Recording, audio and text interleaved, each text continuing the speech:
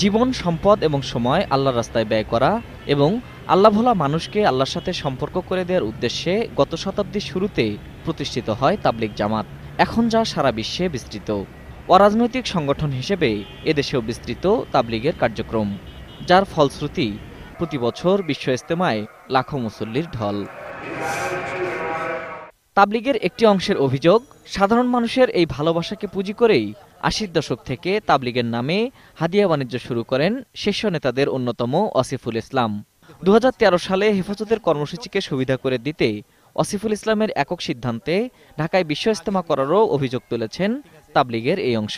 যখন হাইবাজদার আন্দোলন হয় তখন তাবলিগের প্রোগ্রাম একটা ছিল, তাকে এক সপ্তাহ শিফট করে পেছনে নিয়ে গেছেন, যাতে তাবলিগের প্রোগ্রাম শেষ হবে সকালবেলা আর দুপুরবেলা হেফাজতের প্রোগ্রাম আছে, এই জনতাকে যাতে ওখানে নিয়ে যাওয়া যায় এখন প্ল্যান।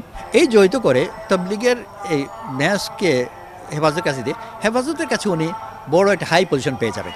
এখন শীর্ষ পদে গিয়ে অসিফ তাবলিগ জামাত ও ইজতেমাকে ব্যবহার করে সম্পদের পাহাড় গড়ছেন বলে অভিযোগ তাবলিগের কতিপয় সদস্যের। বিভিন্নভাবে হাদিয়া আসার পথ যেগুলো আগে থেকেই ছিল, ধন লিপসা, এগুলো সব পূরণ করতে পারছে। 15 লাখ 20 লাখ টাকা দামের গাড়িতে ওরা উঠে বেড়াচ্ছে, এই টাকা কোথায় পাইলো ওরা? অসিফুল ইসলামের দুর্নীতির বিষয়ে কাকরাইল মসজিদে সাধারণ তাবলিগ সদস্যদের সচেতন করতে গিয়ে বারবার নির্যাতনের শিকার হয়েছেন প্রফেসর মুশফিকের অনুসারীরা। গত 18 ফেব্রুয়ারি বিশ্ব ইজতেমা ময়দানে লিফলেট বিতরণ করতে গিয়ে অসিফুল ইসলামের লোকজনের হামলার শিকার হন লিফলেট বিতরণকারীরা, আর তাদের বিতণ্ডায় নিহত হন ইজতেমা ময়দানের পানির জিম্মাদার। কারণ ওখানে গেলেই নির্দিষ্ট কিছু লোক আছে, ওরা একদম অ্যাগ্রেসিভ ভাবে এরকম হায়নার মতো ঝাঁপায় পড়ে সাথীদের উপরে, কলার ধরে টেনে এসে মারতে নিয়ে চলে যায়। ওখান থেকে পিটিতে কিছু সাথীকে নিয়ে আলাদা কামরা একটা রাখছে। বিষয়টি নিয়ে কাকরাইল মসজিদে ওয়াসিফুল ইসলামের সাথে কথা বলতে গেলে তিনি ক্যামেরায় কথা বলেননি।